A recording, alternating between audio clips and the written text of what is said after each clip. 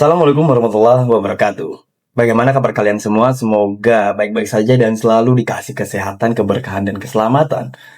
Oke teman-teman, kembali lagi di channel saya. Pada kesempatan kali ini, pada konten kali ini, saya akan sajikan beberapa asupan cuplikan Roy Suryo dan kawan-kawannya yang sangat menarik untuk kita bahas dan kita dengarkan bersama-sama. Oke teman-teman, ternyata Reply Harun sadar dan mengakui bahwa ijazah Pak Jokowi sudah diperlihatkan dan teruji asli. Tapi pertanyaan saya, kenapa tetap kekeh maju bahwa ijazah Pak Jokowi ini palsu? Ini yang membuat Roy Suryo diam di depan semua kuasa hukum Pak Jokowi. Apa dugaan saya selama ini benar, teman-teman? Tentang tuduhan yang dilakukan Roy Suryo kepada Pak Jokowi, yaitu ada hadiah besar, imbalan yang sangat fantastis di balik kasus ini. Oke, kita tunggu aja nanti siapa yang akan masuk ke penjara, teman-teman. Apakah Pak Jokowi atau sebaliknya, Roy Suryo dan kawan-kawannya yang masuk? Gara-gara Mas Roy juga. Sudah ditunjukkan ijazahnya yang tanggal 15 Desember, tetap saja dia mengatakan 99,9% palsu itu. Dan juga saya meyakini, karena saya lawyernya. Kalau saya tidak yakin dengan Mas Roy, ya saya mundur sebagai lawyer kan.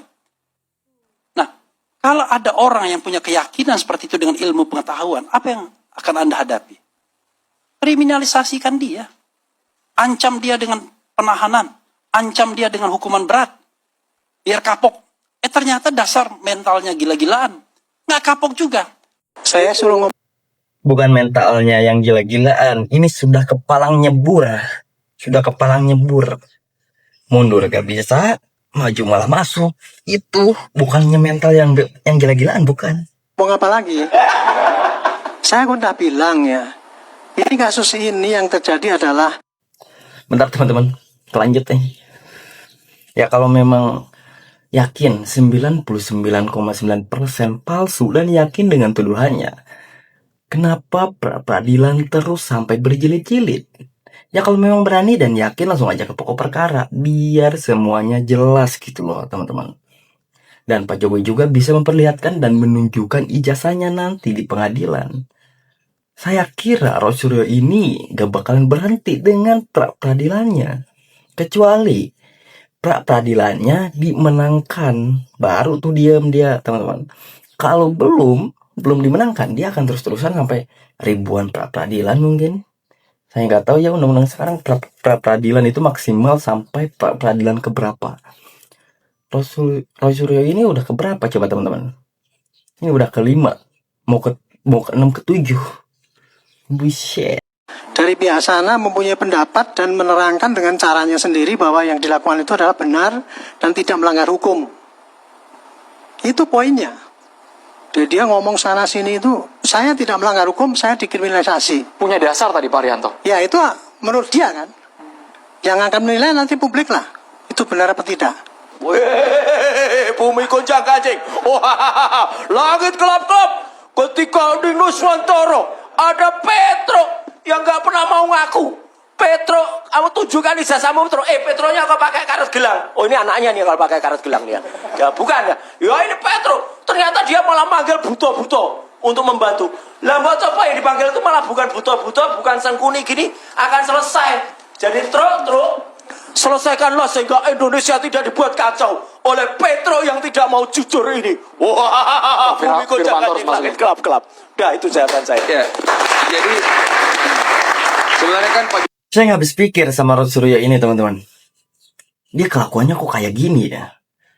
Dia menuduh memfitnah ijazah Pak Jokowi palsu tapi tidak bisa membuktikan bahwa ijazah Pak Jokowi palsu. Dia malah terus-terusan menekan Pak Jokowi untuk menunjukkan ijazahnya.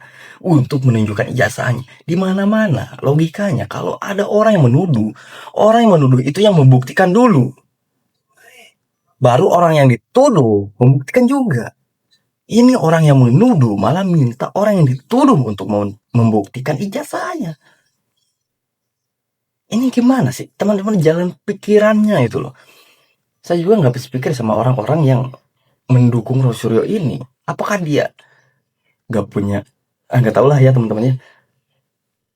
Tapi yang intinya, Roy Suryo ini kenapa? Dokter Tipa ini kenapa? Dan kawan-kawannya ini kenapa?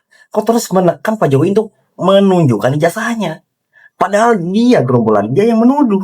Harusnya gerombolan dia lah yang menunjukkan bukti-buktinya dulu lah. Seenggaknya buktinya dulu lah. Satu bukti aja tunjukkan dulu. Ini enggak, teman-teman. Ini enggak. Jokowi sudah menyampaikan akan datang ya secara terbuka loh. Tidak Hadir pernah secara fisik, bukan Zoom tadi ya, Tidak Mas Roy? pernah disampaikan seperti itu. Jadi makanya saya akhirnya berpendapat. Saudaraku ini nampaknya datang itu untuk tidak mencari kebenaran, tetapi lebih kepada bagaimana memaksakan pandangannya yang terkesan menyesatkan. Karena kenapa? Kalau kita bicara mengenai apa yang dituduhkan kan gampang. Tinggal kita masuk. Saya terus akan berpegang kepada Prapit kedua. Kenapa? Sudah disampaikan kok. Saya melihat di situ dengan tegas dikatakan mengajukan Prapit yang berkali-kali itu, walaupun itu hak ya, itu merupakan penyalahgunaan lembaga pra-peradilan. Jadi buat saya adalah Pak Jokowi saja secara terbuka sudah mengatakan akan hadir, akan menyajikan ijazahnya kok dibilang by Zoom. Jadi memang tidak akan ketemu. Tidak akan ketemu sehingga apa? Masuklah ke materi pokok. Saya rasa itu. Pak Arianto. Saya suruh ngomong apa lagi? Saya udah bilang ya. Ini kasus ini yang terjadi adalah dari pihak sana mempunyai pendapat dan menerangkan dengan caranya sendiri bahwa yang dilakukan itu adalah benar dan tidak melanggar hukum. Itu poinnya. Jadi dia ngomong sana sini itu, saya tidak melanggar hukum, saya dikriminalisasi. Punya dasar tadi Pak Arianto. Ya itu menurut dia kan. Yang akan menilai nanti publik lah. Itu benar apa tidak. Nah, sementara di sini kan sudah melaporkan ke pengadilan. Ya, yang tadi itu diuji di pengadilan saja.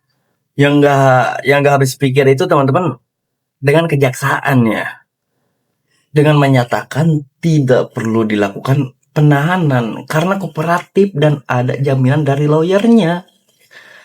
Aduh. Tetapi Roy Suryo sering kali tampil di TV, podcast, media sosial lainnya dan masih tetap dilihat oleh rakyat. Justru itu yang menambah pelanggaran hukum baru, teman-teman. Coba kita bandingkan dengan kasus pidana umum lah. Seperti pencurian misalnya. Ada laporan dan ada 2 alat bukti. Langsung ditahan itu orang. Langsung ditahan, teman-teman. Ini istimewa sekali.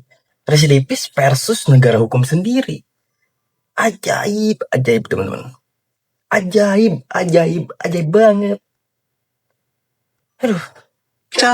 Selesai urusannya.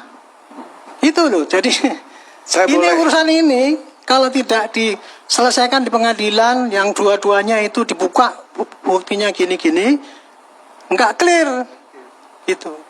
Karena satu-satunya ya sarana untuk menyelesaikan persengketaan, Pak. Kalau sudah di ranah sosial nggak bisa, ya di pengadilan Pak, adanya cuman harus dilakukan di situlah. Nanti di pengadilan itu akan dilihat nanti oh ternyata begini, clear sekali kan, semua bisa ngelihat bukti-bukti apa tadi yang sampaikan ini yang 700 tadi dibilang itu gini, bisa buka semua di situ nanti. Tapi kalau dari Pak Arianto semua prosedur yang dilakukan oleh penyidik sudah sesuai. Keukuran penyidik itu gini Pak, kalau berkasnya diterima jaksa ya sudah sesuai, selesai tugas polisi. Itu ukuran penyidik. Di dalam sistem peradilan di Indonesia ini, penyidik diawasi oleh jaksa, kinerjanya itu benar apa enggak, jaksa nanti diuji oleh hakim. Jika tadi disebutkan sudah ada beberapa pengamat, kalau Prof. Ibnu sendiri bagaimana pendapatnya? Iya, seperti halnya batal demi batal surat dakwaan, seperti halnya batal putusannya.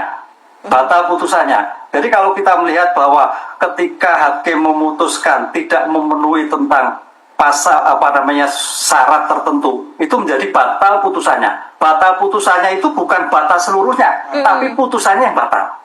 Sama halnya seperti ini terhadap surat dakwaan, itu adalah batal surat dakwaannya, dianggap surat dakwaan tidak ada. Lah oleh karena itu Bang Al-Ghatiri, ini menarik, makanya ini menarik, usulan Bapak menarik. Maka nanti kita coba apakah dalam putusan pengadilan nanti mengacu pada ketentuan batal itu batal surat dakwaan, ataukah batal seperti yang Bapak Al-Ghatiri sampaikan. Kalau itu dilakukan luar biasa Pak Al-Ghatiri, terobosannya gitu loh. Pak, coba itu yang terjadi. Coba saya kasih contoh ya. Kalau seperti orang yang sekarang gitu. sebentar, Kalau orangnya ditahan contohnya, kalau eksepsi itu dimenangkan, dikeluarkan dia dari tahanan. Itu fakta, nggak tetap di tahanan. Itu sudah memang dia itu namanya perbaikan. Kami itu silahkan kalau mau melawan, tapi pakai jalur banding. Karena kalau ini kan batal demi hukum apa artinya? Kalau saya mau tanya ke Prof, kan dianggap tidak ada. Kalau sesuatu yang tidak ada, yang diperbaiki apa? Rumah itu nggak ada, mau diperbaiki apanya? Udah ground. Kan dianggap tidak, itu kan istilah batal demi hukum. Ya nggak begitu. Sebentar, lah. saya tanya Prof. Anda nggak. Ya enggak. Jangan memberikan sesuatu. Saya bukan memberikan, saya bertanya. Memberikan sesuatu yang memojokkan kayak begitu gitu. Bertanya kau memojok. Lah iya secara Kalau ingin bertanya dan ingin mendengarkan jawabannya, boleh bertanya. jawabannya. Iya, kok memojokkan. Baik. Ini nggak tahu antara memojokkan dan bertanya. Baik. Pertanyaanmu Karena memang itu dia dia akan memojokkan orang. Dia akan dijawab oleh Prof. Kalau ingin bertanya kita dengarkan jawabannya. Silakan. Silakan Prof. Mohon maaf, silakan dilanjutkan. Ya. Bertanya Prof, bukan Iya. memojokkan. Ya, makanya tadi saya katakan, kenapa dikatakan batal itu surat dakwaannya? Maka di dalam seperti ini, jaksa penuntut umum diberikan kewenangan untuk mengajukan kembali. Tapi Iya. dengan Dalam syarat mengajukan diberi kembali itu, kesempatan. hanya satu kali sekarang. Satu kali, dulu itu berkali-kali. Lah, itu sebenarnya Ini apa sih teman-teman yang diomongkan oleh pengacaranya Dokter Tipa ini? Apa sih, saya nggak ngerti teman-teman. Yang dibatalkan demi hukum itu hanya dakwaannya, karena sidang baru berjalan pada tahap membacakan dakwaan, yang diadili dakwaan dan keputusan tentu masih tentang dakwaan yang dibatalkan demi hukum itu teman-teman.